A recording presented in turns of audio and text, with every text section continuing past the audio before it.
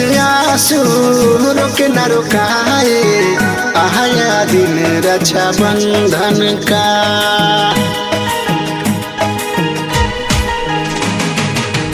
अखियों से आंसू रोके न रुकाए, आया दिन रक्षा बंधन का। भाई बहन का प्यार भराए, भाई बहन का प्यार भराए, त्योहार रक्षा बंधन का।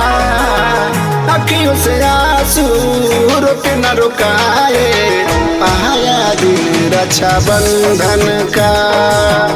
अखियों से आंसू रोके न रुकाए, आया दिन रक्षा बंधन का।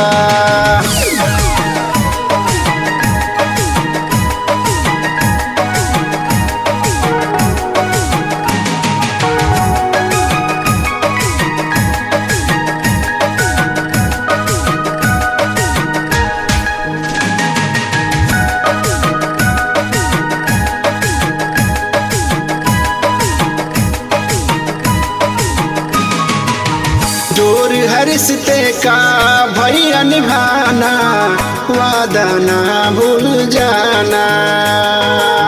मोल नहीं है इस धागे का, आनन करना बहाना।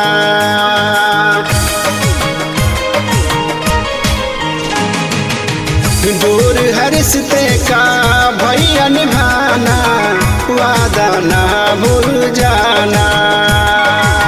मोल नहीं है इस धागे का, आनन करना बहाना। भाई बहन का प्यारा ये दिन, भाई बहन का प्यारा ये दिन, प्रेम के रस मंथन का। अखियों से आंसू रोके न रुकाए, आया दिन रक्षा बंधन का। अखियों से आंसू रोके न रुकाए, आया दिन रक्षा बंधन का।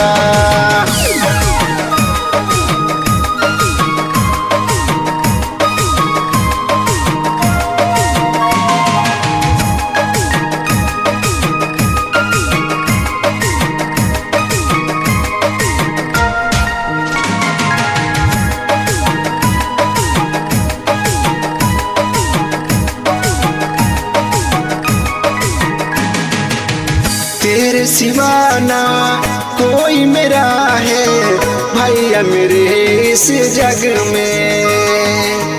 रिश्ता जुड़ा है भाई बहन का, भैया हर पग पग में। तेरे सिवा ना कोई मेरा है भैया मेरे इस जग में। रिश्ता जुड़ा है भाई बहन का, भैया हर पग पग में।